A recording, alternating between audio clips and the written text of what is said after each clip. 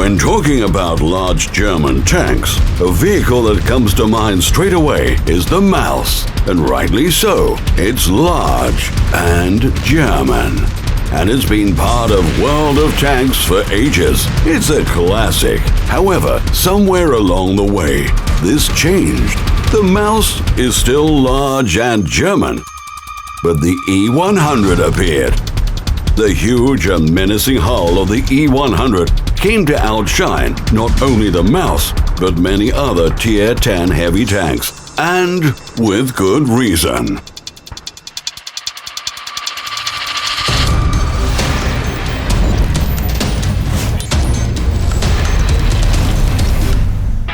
There are a lot of interesting vehicles in the German tech tree, but the E-Series has always stood out. Every vehicle with an E at the start of its name is good in its own way. You might even say they are legendary. It doesn't matter whether it's the E25 Flea or the autoloader-equipped Xenomorph, the Waffenträger, but they all have one common problem. They aren't the E100.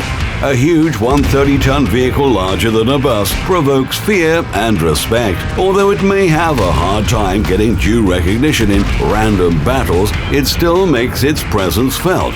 Remember the Maus? By tradition, it's still considered the #1 target when it appears on the battlefield. Things are different with the E100. Everyone is afraid of it. But speaking honestly, it's almost impossible to get away from the comparison with the Maus. Indeed, the two are very much alike. Both are gigantic, and this makes them both magnets for artillery. Both have awful handling, making them even more tempting targets. So, if you can look past the size and tell yourself it'll act as a deterrent, that sluggishness is far more than an Achilles heel. It's like swimming 100 meters in a bulletproof vest. The E100 has the worst power-to-weight ratio amongst all Tier 10 heavy tanks. Yes, you heard that right, the worst. The Maus is more powerful by 0.2 horsepower. This thing is a slug. For illustration purposes, we could hold a competition among the tanks with engine power of more than 1,000 horsepower. A race. But there wouldn't really be any point. The E100 is equipped with the Maus gun. The gun itself is bearable. It's also used on the Ferdinand and Jagd Panther II, and it performs well in Tier 8 battles. But with Tier 10 vehicles, only the Maus can allow itself to carry it. The point is that this gun is not even the top one on the E100.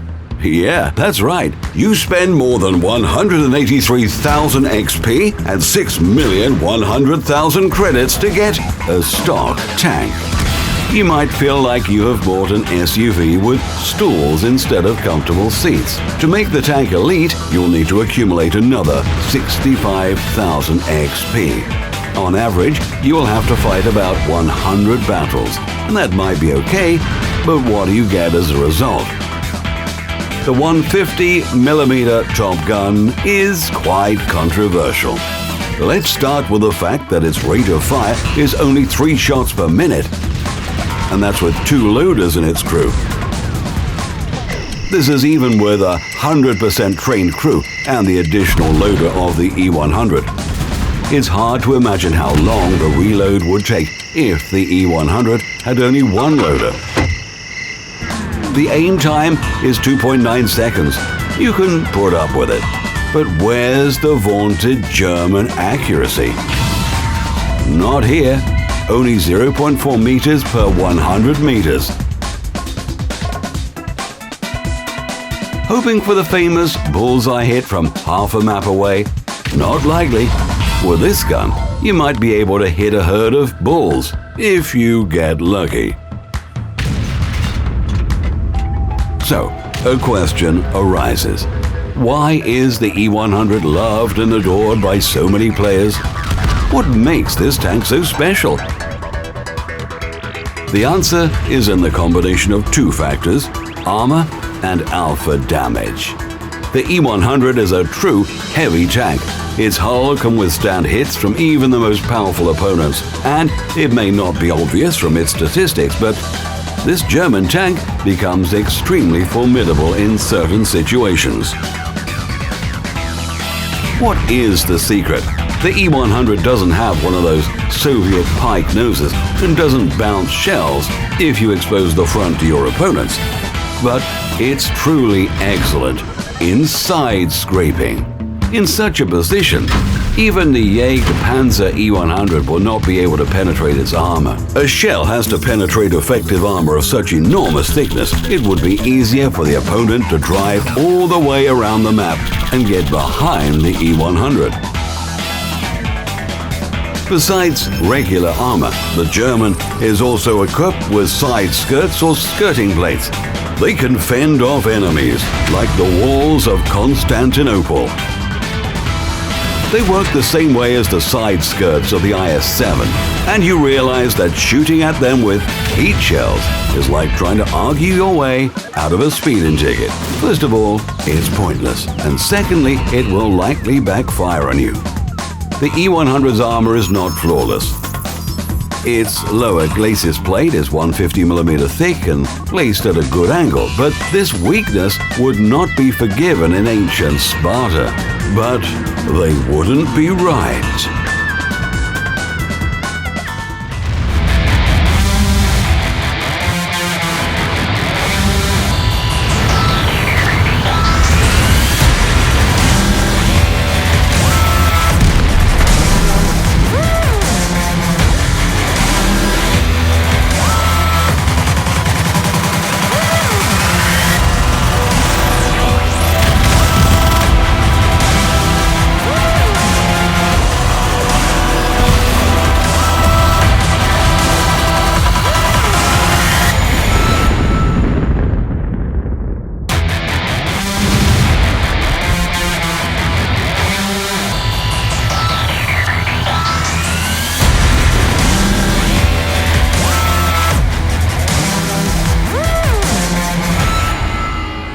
Of course, the E100's armor influences its tactics in battle.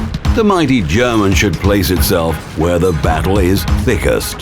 The E100 is very good at dampening the enemy spirit by ricocheting incoming fire off its armor. It doesn't matter whether you're holding a position or pushing a flank. Are several opponents coming at you? Not a problem. Just use your armor against the first, the second, and fire!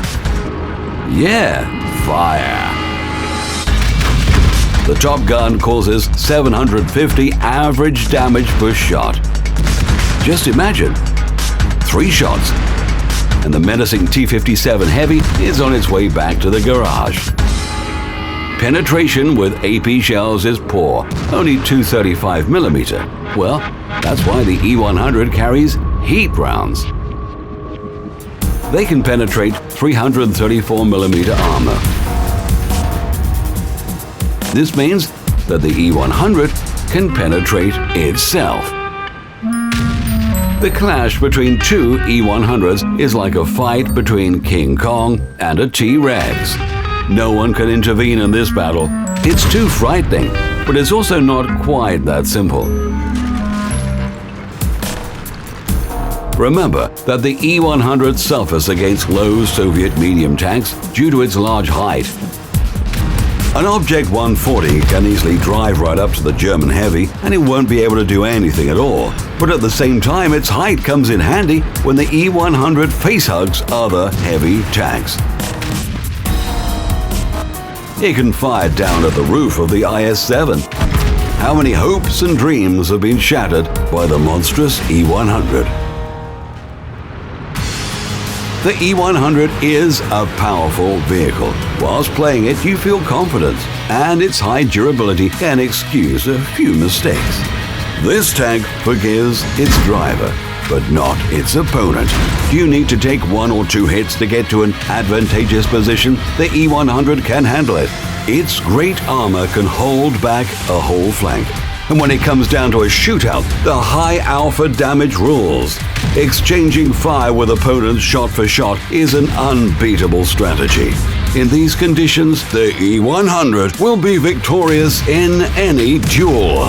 Of course, shooting with heat shells will cost you a bundle, but the E100 is a hummer in World of Tanks. Yes, it's a gas guzzler, but hell, it's a hummer. So, you shouldn't regret spending credits.